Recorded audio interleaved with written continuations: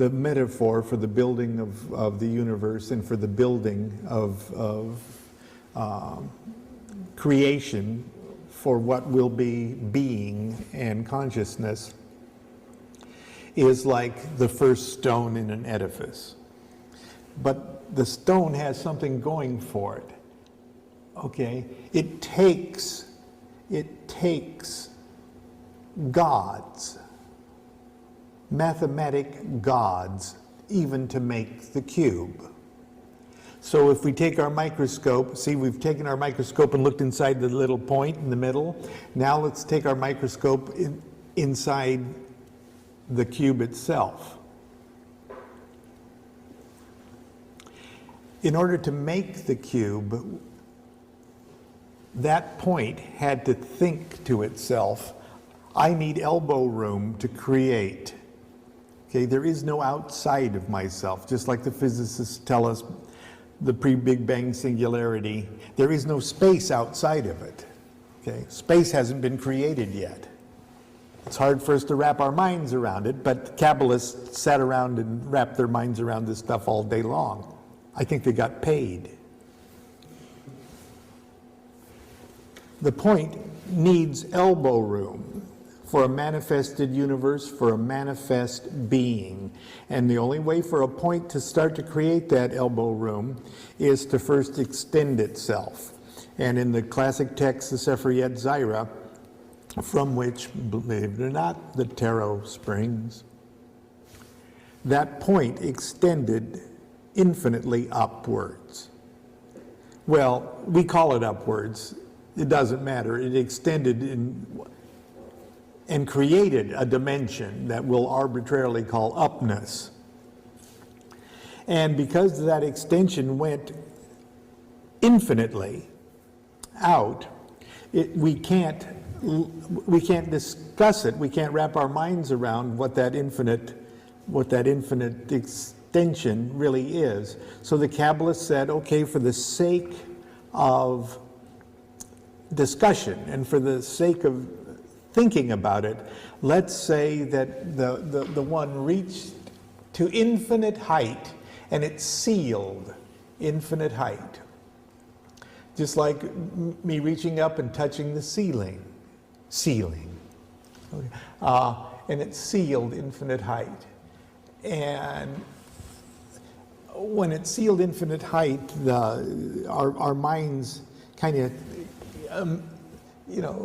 imagine like when we touch water and the concentric rings go out, or when we touch Jello and it goes blah, blah, blah, blah, blah, blah, blah, blah, blah, blah. So the point extended infinitely up and sealed infinite upness. It goes blah, blah, blah, blah, blah, blah, blah, blah. And I tried to picture the blah, blah, blah in this with that circle there. And then from this center point, it reached down and sealed infinite depth. Blah, blah, blah, blah, blah. So just like the floor. So imagine the blah, blah, blahs up there and the blah, blah, blahs there. And then left and right, sealing these two walls here, blah, blah, blah, blah, blah, blah. And that looks like a good start on creation, but it's still a dimensionless plane surface. And but then when it reached infinite forward and infinite backwardsness, it created space. And what created space, what created dimension, what created the environment for movement in that dimension, which in turn creates time, all of the blah, blah, blahs are intersecting each other at right angles. And they're forming an infinitely expanding cube. And isn't that a nice way to sort of, picture Big Bang expansion, how it creates space as the plasma energy, expands. But look at the characters that we've formed. Look at the gods that we formed, the mathematical gods that we formed with that process. We've got the point in the center okay, which is kind of an inscrutable thing. So that's Mr. 1. But Mr. 1, Genesis would have been more accurate if it said in the beginning, God created 3. Because Mr. Up, Down, Mr. Right, Left, and Mr. Forward, Backwards is the first God. 3 got it all going. Okay, so there's 3. Then the point through the vehicle of the 3 created the 6 sides of the cube. So with the point as the center landmark and the 6 sides, 7 grew out of 3. 3 grew out of 1, 7 grew out of 3, and there are 12 edges.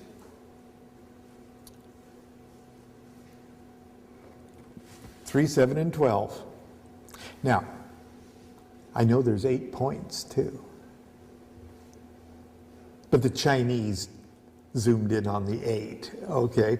But that's how those trigrams formed out of there's 8 trigrams, and the 8 trigrams make the 64 hexagrams, and everything's built on 8s. So I guess there was some kind of agreement between, everybody met up at a Chinese restaurant. And the Kabbalist says, well, you give us the 3, 7, 12, and we'll play with that. I can build you a 22 out of that, and a 10, and a 4, and stuff. Give us that. Chinese says, okay, you give us the points. We'll build perfection out of that. Okay. Stay out of my I Ching, okay? 3, 7, and 12. Gee, 3 plus, and just playing with that, 3 plus 7 is 10. 10 plus 12 is 22. Gee, what can you do with 10? 1 plus 2 plus 3 plus 4 equals 10. Gee, well, 4 must live in 10. 4 must be the master letter of 10. Oh, to 22. Oh, there's 22, all sorts of Hebrew letters and stuff.